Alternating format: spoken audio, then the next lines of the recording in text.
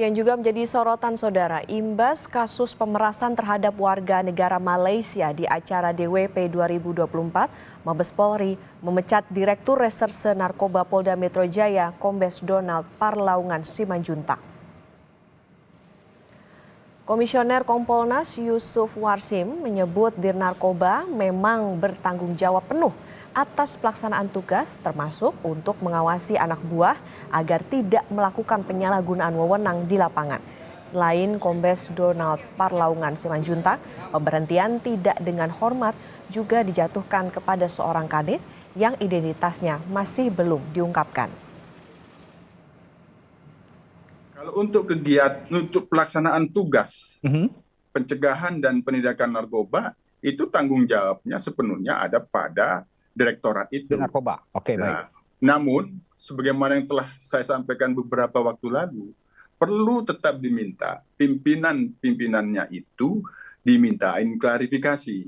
Atau jangan-jangan ya, masih ada pengawasan yang di atasnya itu tahu tapi tidak melaksanakan fungsi pengawasannya. Itu tetap dimintakan klarifikasi agar ke depan ini menjadi pelajaran bahwa sebagai pimpinan harus benar-benar kuat melaksanakan fungsi pengawasan melekat kepada bawahannya dalam pelaksanaan tugas. Dalam kasus ini kami melihat ini sebenarnya pelaksanaan tugas yang itu terdapat penyalahgunaan kewenangan, di86kan lah kira-kira begitu hasil pekerjaan itu yang seharusnya kalau itu positif kan dilakukan penindakan, di asesmen, perlu dilakukan rehabilitasi, selanjutnya penindakannya seperti itu. Sebelumnya saudara, Kapolda Metro Jaya Irjen Karyoto menegaskan akan menindak tegas anggotanya yang terlibat dalam kasus pemerasan penonton konser DWP asal Malaysia. Kapolda berjanji semua yang terlibat akan menjalani sidang etik untuk menentukan peran mereka dalam kasus pemerasan penonton DWP, sekaligus menjatuhkan sanksi.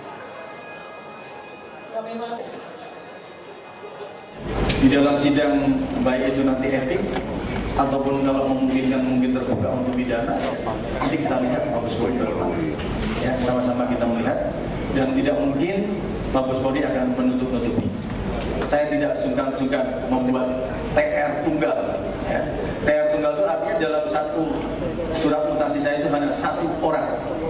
Artinya apa?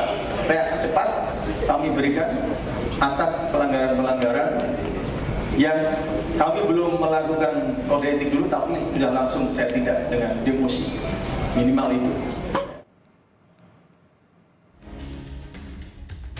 Jumlah terduga oknum personil yang diamankan sebanyak 18 personil, terdiri dari personil Polda Metro Jaya, Polres Metro Jakarta Pusat, dan Polsek Metro Kemayoran. Adapun personil yang diamankan oleh Divisi Propam Polri untuk selanjutnya akan dilakukan pemeriksaan lebih lanjut. Kasus pemerasan terhadap penonton konser DWP berujung pada pemeriksaan 18 polisi. Terbaru Direktur Reserse Narkoba Polda Metro Jaya, Kombes Donald Parlaungan Simanjuntak, dipecat dari polisian usai menjalani sidang etik Selasa 21 Desember. Kombes Donald menjalani sidang etik karena diduga terlibat dalam kasus dugaan pemerasan penonton konser DWP asal Malaysia. Pengamat kepolisian ISES, Bambang Rukminto, meyakini pemecatan Dirnarkoba sesuai atas lalainya pengawasan terhadap anak buah. Namun Bambang mengingatkan, proses pidana tetap harus dilakukan. Kemudian Dirnarkoba ini diberikan sanksi PTDA, itu memang sudah selayaknya karena di situ ada tanggung jawab dalam perencanaan, kemudian tanggung jawab terkait dengan kewenangan, dan terakhir adalah terkait dengan kontrol dan pengawasan yang harus dilakukan pada anak buahnya. Tapi faktanya ini kan semua lalai, abai dilakukan oleh Dirnarkoba, makanya sanksi berat PTDH itu dilakukan.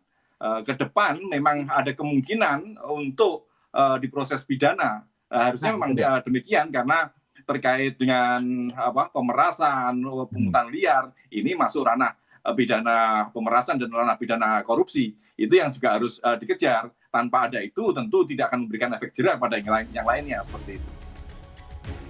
Dugaan pemerasan polisi mencuat usai muncul sejumlah pengakuan korban yang diunggah di akun X yang berisi adanya penangkapan sekitar 400 penonton dan melakukan tes urin.